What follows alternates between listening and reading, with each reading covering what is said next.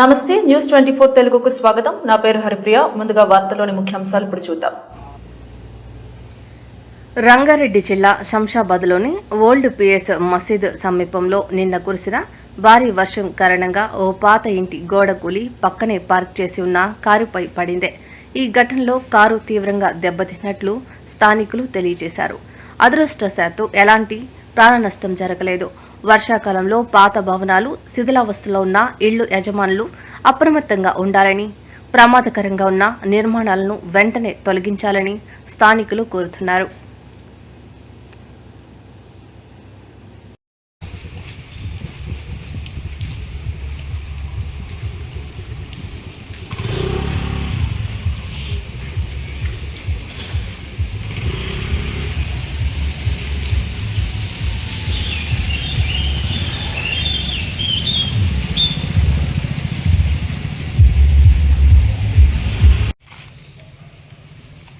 సంచి రియకు ఇగో అట్లనే ఉండాలి అన్న టీకే అని తెలుస్తుంది మనకి